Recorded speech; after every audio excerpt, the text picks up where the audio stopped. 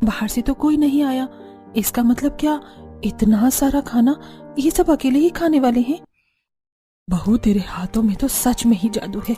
घर का बना इतना अच्छा खाना हमने कभी ही नहीं खाया। जरा मुझे थोड़ी बिरयानी और चखा। भाभी मुझे कचौड़ी देना। भाभी मुझे थोड़ा रायता देना। चाची मुझे बटर वाली दाल खानी है। अर्पिता ने एक एक करके सभी को उनकी मांगी हुई चीजें दी। सभी अर्पिता से बार बार कुछ न कुछ मांग रहे थे और वो सिर्फ टेबल पर कभी इधर तो कभी उधर चक्कर काट रही थी। काफी देर बाद जाकर सभी खाना खाकर निपटे। विमला ने अर्पिता को शगुन दिया और फिर इसके बाद अर्पिता सारे बर्तन लेकर रसोई में गई। अरे ये क्या, ये तो सारा खाना खा गए। यहाँ तक कि इन सब ने मेरे लिए भी कुछ खाने को नहीं छोड़ा।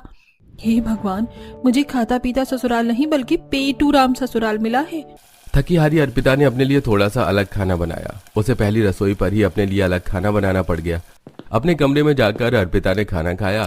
फिर वो सारे बर्तन लेकर रसोई में आई कि तभी भाभी आपका खाना तो काफी अच्छा बना है, लेकिन आप मीठा तो बनाना भूल ही गई।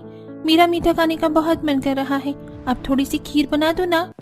नहीं भाभी, आप मीठे में सूजी का बढ़िया सा हलवा बनाओ। मेरा हलवा खाने का बहुत मन कर रहा है। हे भगवान, मैं अभी तो अपने लिए खाना बनाकर निपटी हूँ और अभी दोनों मीठे की फरमाइश लेकर चले आए। अर्पिता ये सोचकर घबराई रही थी कि तभी बहू, पहले सभी के लिए बढ़िया सी मसाले वाली चाय बनाते। ध्यान रखना, हमारे यहाँ दिन में 5 दफा चाय पी जाती है। और हाँ, चाय बनाने के बाद इन दोनों के लिए जो मीठा बना रही है, मेरे लिए भी थोड़ा सा बचा देना। विमला, शिवम, सोनिका वहां से ये जाने बिना चले गए कि उन्होंने अर्पिता के सिर पर पहाड़ तोड़ दिया था।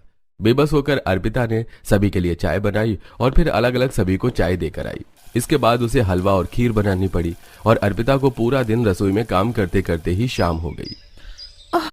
The Indian army was trying to recapture by the पड़ी और अर्पिता को पूरा दिन रसोई में काम करते करते ही शाम हो गई। मेरी सारी हड्डियां ऐसी दुख रही हैं जैसे मैंने सारा दिन कुश्ती लड़ी हो। इतना सारा खाना बनाना कुश्ती लड़ने से कम थोड़ी है। और अब ये उसकी निशानी, सड़े हुए बर्तन। हे भगवान, इतना बर्तन धोते धोते तो मेरी रूह भी हार मानकर भगवान के पास चली जाएगी। ऐसा करती हूँ, गोपाल जी की मदद ले लेती हूँ। अर्पिता ने गोपाल को आवाज लगाई, जिस पर एक नौकरानी ने बताया कि गोपाल घर जा चुका था। तो क्या तुम बर्तन धोने में मेरी मदद कर सकती हो? माफ कीजिएगा छोटी मालकिन, मेरा काम करने का समय पूरा हो चुका है।